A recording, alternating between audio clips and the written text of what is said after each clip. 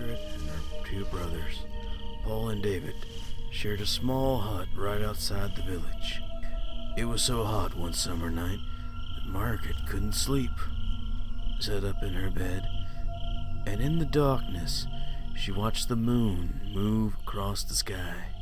Suddenly, something caught her eye. She saw two yellowish-green lights moving across the woods near the graveyard, down the hill. They looked like the two eyes of some animal, but she couldn't know what kind of creature they were. Soon the creature left the woods and headed up the hill towards the house. For a few moments, Margaret lost sight of it. Then she saw it, moving across the lawn towards her window. It looked like something like a man, but it didn't. Margaret was terrified. She wanted to run out of the room, but the door was next to the window. She feared the creature would see her and break in before she could escape. When the creature turned and went a different direction, Margaret rushed towards the door. But before she could open the door, it was back. Margaret found herself staring through the window of a shrunken face, like that of a mummy.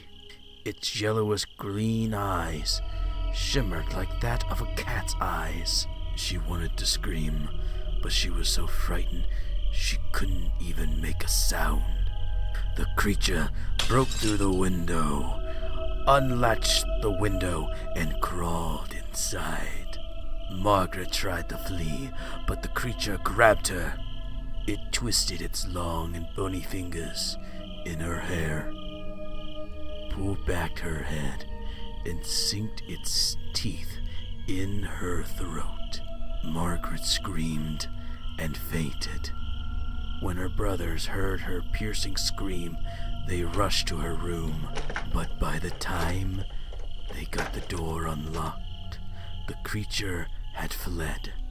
Margaret laid on the floor, bleeding and unconscious. While Paul tried to stop the bleeding, David chased the creature down the hill towards the churchyard, but he lost sight of it.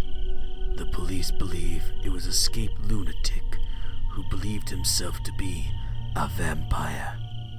When Margaret recovered, her brothers wanted to move somewhere else safe, where it would be harder to break in, but she refused. The creature would never return. She was sure of it, but just in case, Paul and David started to keep loaded pistols in their rooms. One night, months later, Margaret woke up to the sound of scratching at the window, and when she opened her eyes, there was the same shrunken face staring right back at her. That night, her brothers heard her scream right at the nick of time. They chased the creature down the hill, and David shot it in the leg. But the creature managed to scramble across the graveyard wall and vanish by an old burial vault. The next day, Margaret and her brothers watched the sexton of the church opening the burial vault. Inside was a horrifying scene. Broken coffins, bones, and rotten flesh scattered across the floor. Only one coffin laid undisturbed.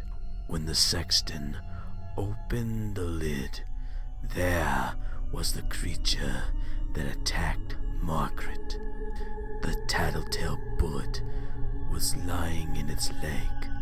They did the only thing they knew to rid themselves of a vampire. The sexton built a roaring fire outside the vault and fed the shriveled body to the flames. They watched the body burn till nothing remained